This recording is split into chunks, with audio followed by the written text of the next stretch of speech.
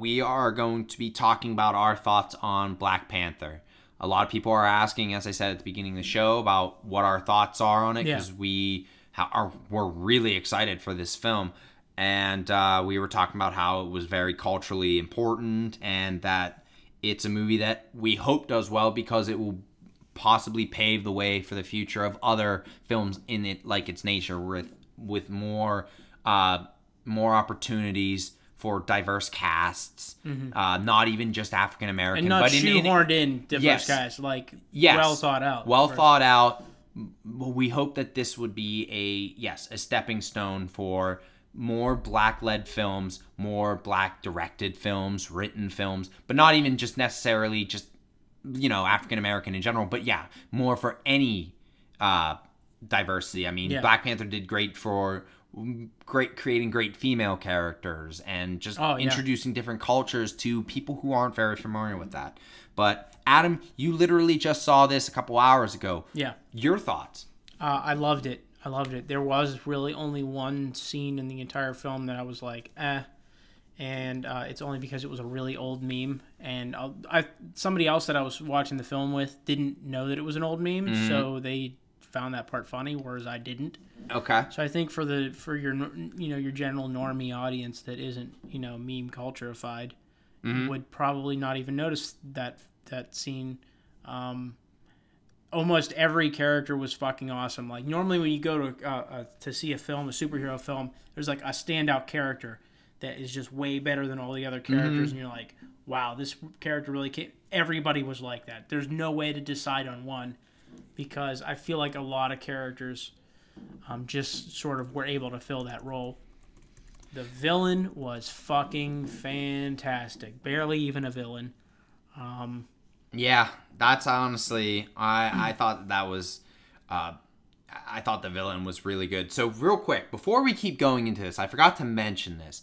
What we are going to be doing right now is we're going to be kind of doing a non-spoiler talk for Black Panther. And then we're going to jump right into a review. Yes. We are going to we're going to be talking about our thoughts, and then we're going to go into more spoiler territory, and we'll have a spoiler alert. Yeah, so you can skip it. Yeah, so you can stop it, come back. We'll let everybody know before that we're going to hey, all right, we're going to start going into spoilers now. But even so, if you're watching the video and you just jump in, you'll see spoiler alert at the top of the video. So don't worry about it. But we are just going to be doing non-spoiler discussion at this point, and then we will be going more deeply into it.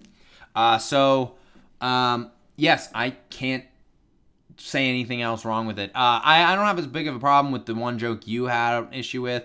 I'm going to start off by saying the things that I didn't like about it, because overall, I love this movie. I'm just going to talk about like 2 or 3 small little issues. That's really the one thing that I brought up is really the only thing that I really had a big problem with. Yeah, mine has nothing. Some of your criticisms I agree with, but I don't feel like that they ruined the movie. No. They don't impact the movie at all in anything. I only have like 2 or 3 issues with the film, and so I'm just going to get them out of the way now. Yeah. My number one criticism with the movie is that the last half of it seems very rushed. I would have actually preferred if it had done like a little extra, like 20 minutes. I just saying like, hey, make the movie a little longer. Well, so that remember it was 4 hours before they edited it. I know, but it did feel a little rushed. Just towards the end of it, because I was sitting there, I was like, "Oh, this is so great! I'm loving all this stuff." And then the end, I was like, "Oh wow, that they really wrapped that up like 1, 2, 3, done." Yeah. So that was a little issue I had.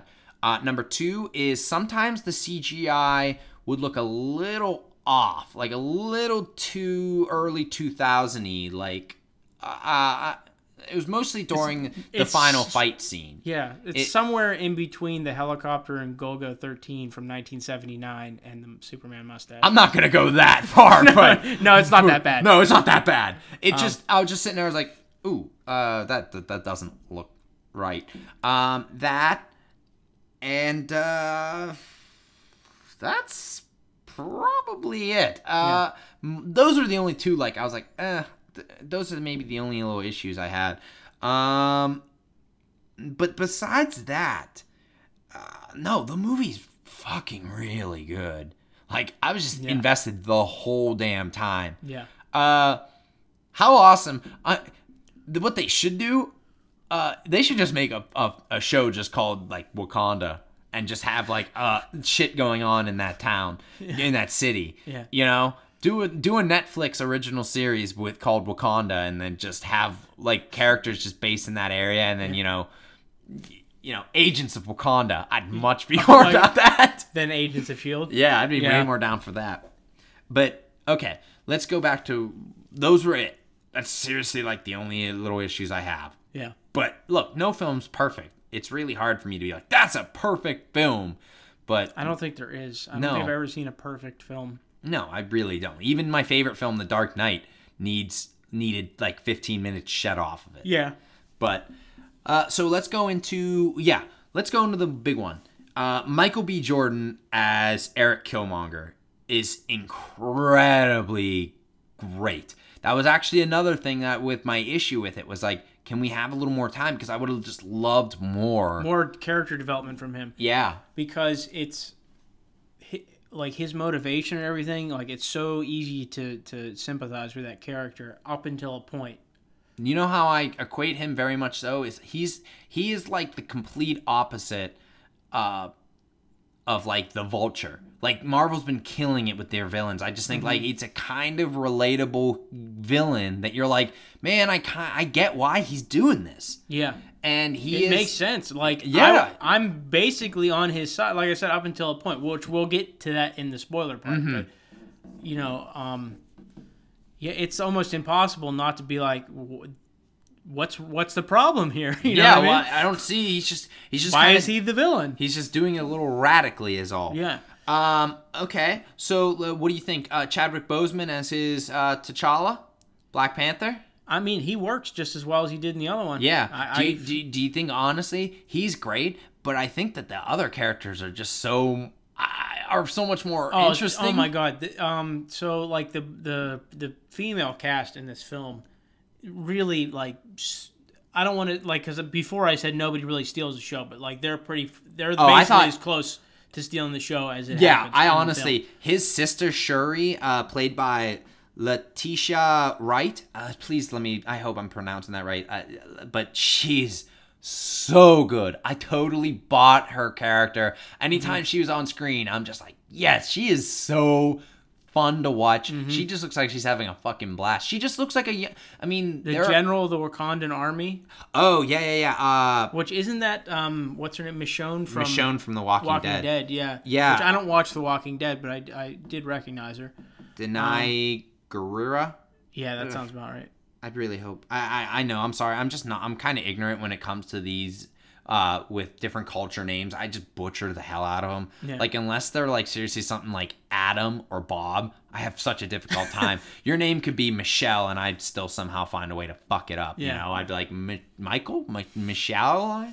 You know, I'm not very good. You mean like the French version of Michael? Yeah, Michelle. Yeah. But Denai Guerrera, yeah, she's great. I knew she was going to be great just because I'm like, oh, it's Michonne. She's one of the best characters on The Walking Dead. Yeah. So, yeah, of course make her the general of the fucking military. She was fucking badass.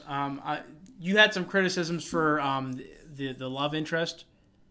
I only had T'Challa, but I feel like she was also a good character despite some of those. My only criticism with Nakia, Lupita Nyong'o's character was not on the character itself, because I love the character. I only just had a small little issue that she would constantly be like, she said it like 3 times, I'm not a fighter, I'm a spy.